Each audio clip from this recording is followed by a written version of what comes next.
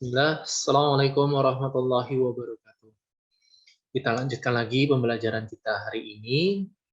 Namun sebelumnya, saya berdoa kepada Allah, semoga teman-teman dan saya sendiri pada saat ini dalam keadaan sehat dan diberikan kekuatan kepada Allah, dan diberikan kekuatan oleh Allah Subhanahu wa taala di dalam pembelajaran kita pada saat hari ini.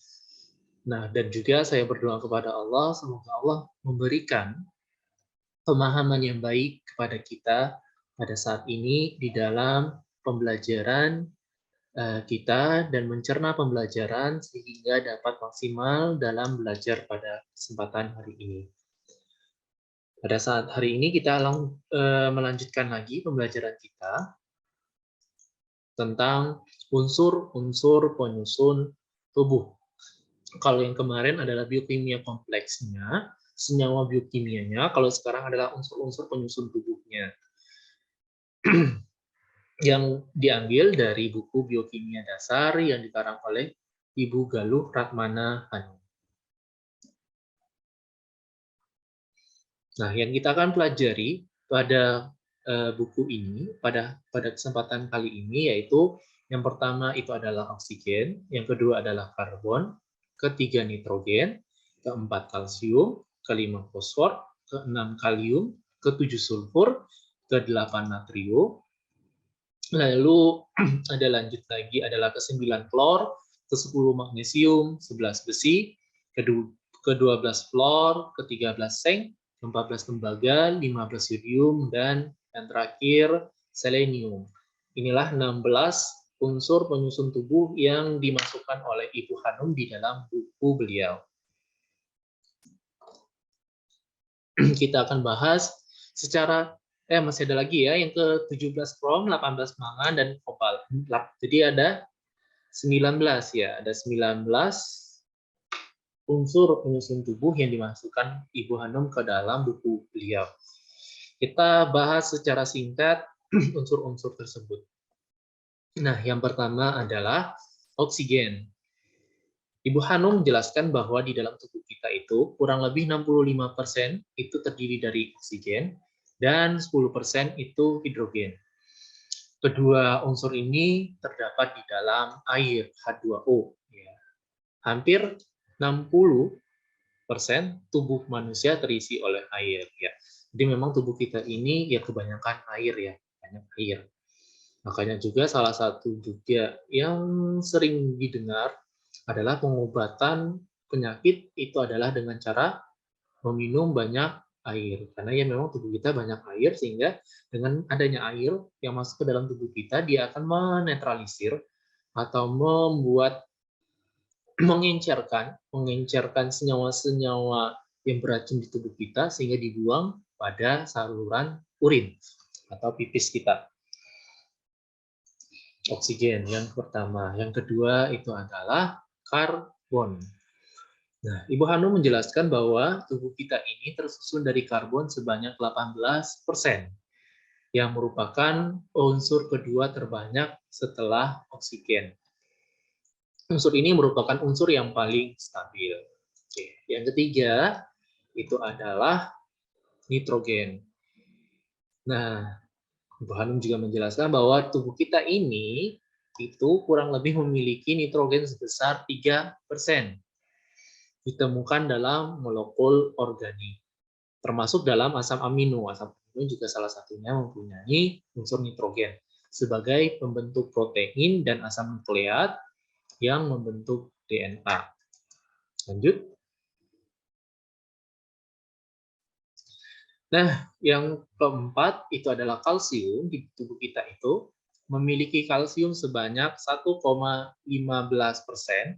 Itu kalsium kita yang paling banyak, terbanyak keempat di dalam unsur tubuh kita. Dan kalsium ini merupakan mineral yang paling umum di tubuh manusia, karena juga kalsium ini itu merupakan penyusun dari tulang dan gigi. Yang kelima itu adalah fosfor. Nah, di tubuh kita ini memiliki fosfor sebesar 1%, yang ditemukan pada bagian tulang juga. Jadi selain kalsium, tulang kita juga punya fosfor. Tetapi juga terdapat pada molekul ATP. Dia menyediakan energi dalam sel untuk menjalankan reaksi kimia. Selanjutnya itu adalah kalium. Nah, kalium juga merupakan unsur yang keenam terbanyak di dalam tubuh kita. Jumlahnya sekitar 0,25%, yang merupakan elektrolit penting kalium ini. Nah, yang mana kalium ini membawa muatan dalam larutan. Di dalam larutan. Kalium membantu mengatur detak jantung dan sangat penting bagi sinyal listrik di saraf. Ya, jadi saraf kita itu juga membutuhkan kalium, sehingga semakin berkurangnya konsentrasi kalium di tubuh kita, ketika kita kekurangan kalium, maka sinyal listrik di saraf kita juga akan semakin berkurang. Selanjutnya yang ke tadi berapa? Ini kode 3, tadi 6 ya. 6 berarti ini adalah yang ke-7. Ke-7 itu adalah sulfur. Nah, di tubuh kita itu sebanyak 0,25% sulfur. Yang mana sulfur ini ada di dalam asam amino. Asam amino itu apa? Asam amino itu adalah salah satu penyusun dari protein. Lanjut. 7 ke 8 itu adalah natrium. Nah, di tubuh kita natrium itu sebanyak 0,15% dan juga merupakan elektrolit yang sangat vital bagi sinyal listrik di saraf. Natrium juga mengatur jumlah air dalam tubuh ya. Karena natrium ini juga adanya di mana? Misalnya natrium ini biasanya kita dapatkan pada garam. Garam dan juga ya karena garam itu kan sifatnya adalah menyerap air, makanya juga semakin banyak garam juga air di tubuh kita juga semakin banyak terserap. Selanjutnya adalah klor. Nah, klor di dalam tubuh kita itu ada 0,15% yang ditemukan dalam tubuh sebagai ion negatif. Ya, jadi klor ini sebagai ion negatif jelas ya, yang disebut klorida. Elektrolit ini penting untuk menjaga keseimbangan cairan. Oke, klor ini fungsinya untuk menjaga keseimbangan cairan. Selanjutnya itu adalah magnesium yang 10. Magnesium di tubuh kita sekitar 0,05% yang merupakan unsur yang mempunyai peran penting dalam struktur rangka dan otot. Jadi jika kalian ingin mempunyai kerangka yang bagus atau otot yang bagus, magnesium itu juga merupakan hal yang bagus untuk dikonsumsi. Tapi jangan magnesium yang ada di lab ya, tapi magnesium yang memang benar-benar itu ada yang dijual di dalam obat yang memang direkomendasikan untuk diminum. Selanjutnya yang ke-11 itu adalah besi. Nah, besi itu di dalam tubuh kita sekitar 0,006%. Kecil sekali. Ditemukan dalam hemoglobin yang merupakan pembawa oksigen dalam sel darah merah. Nah, dalam jumlahnya yang kecil ini, bagi orang yang kekurangan darah atau anemia berarti dia itu mempunyai kandungan besinya itu sangat lebih kecil dari 0,006%. Sehingga ya dia sering pingsan karena tidak ada yang membawa oksigen ke dalam sel darah merahnya. Nah, selanjutnya itu adalah 12 ya, fluor.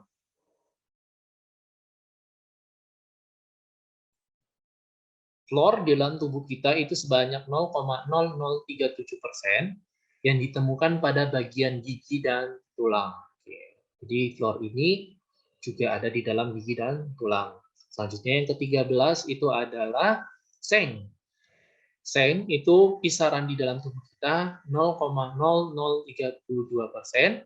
Ini merupakan unsur penting bagi semua bentuk kehidupan. Jadi seng itu juga dibutuhkan. Selanjutnya adalah tembaga. Ini tembaga termasuk logam ya, namun tembaga ini dibutuhkan tubuh kita dalam jumlah yang sangat kecil, yaitu sekitar 0,0001%. Tapi jangan kalian masukkan tembaga yang ada di laboratorium, kalian masukkan ke dalam tubuh kalian, itu bersifat korosif atau bersifat racun, toksik. Merupakan unsur penting sebagai donor elektron dalam reaksi biologis. 14, yang ke-15 itu adalah yodium. Nah, yodium itu di dalam tubuh kita itu kisarannya adalah 0,000016%, diperlukan untuk membuat hormon tiroid yang mengatur tingkat metabolisme dan fungsi seluler lainnya. Nah, ini kan sering ya kita dengar bahwa ada hormon tiroid seseorang itu rendah, sehingga menyebabkan penyakit gondok atau penyakit yang lainnya. Padahal di dalam tubuh kita itu cuma membutuhkan yodium sangat kecil kalau menurut Ibu Hanum, sehingga ya apa ya, kondisi tubuh kita itu benar-benar ya membutuhkan yodium yang lebih. Ketika ya kalau hanya di dalam tubuh kita itu hanya sekitar ini, berarti ya ketika seseorang itu kekurangan hormon tiroid, berarti dia itu kadar yodium di tubuhnya yang lebih kecil dari ini. Kekurangan yodium dapat menyebabkan gondok dan kerusakan otak. Selanjutnya, itu adalah 16, selenium. Nah, di selenium itu kisarannya itu adalah 0,000019%, yang mana selenium ini penting untuk enzim tertentu bagi tubuh kita, termasuk beberapa antioksidannya. Selanjutnya adalah kromium.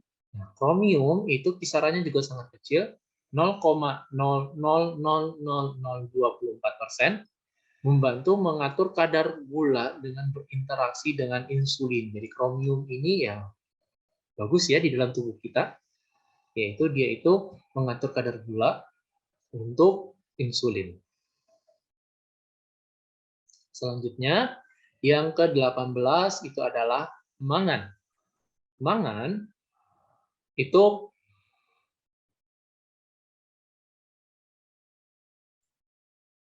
makan di dalam tubuh kita itu sebanyak 0,000017%.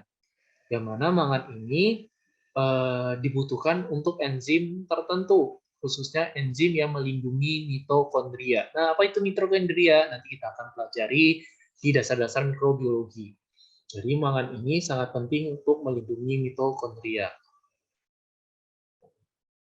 Selanjutnya itu adalah yang terakhir kobalt. Kobalt itu di dalam tubuh kita jumlahnya sangat kecil, yaitu 0,000021%, yang fungsinya itu yang terkandung di dalam vitamin B12, berguna dalam pembentukan protein dan regulasi DNA. Dan inilah unsur-unsur yang disebutkan oleh Ibu Hanum di dalam buku beliau dasar biokimia.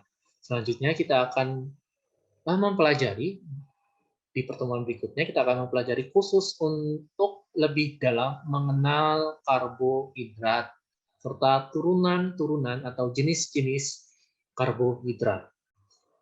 Demikian untuk sesi pembelajaran pada hari ini. Bila ada pertanyaan, silakan ditanyakan di kolom komentar. Bila ada tutur kata yang salah, saya mohon maaf. Saya tutup. Assalamualaikum warahmatullahi wabarakatuh.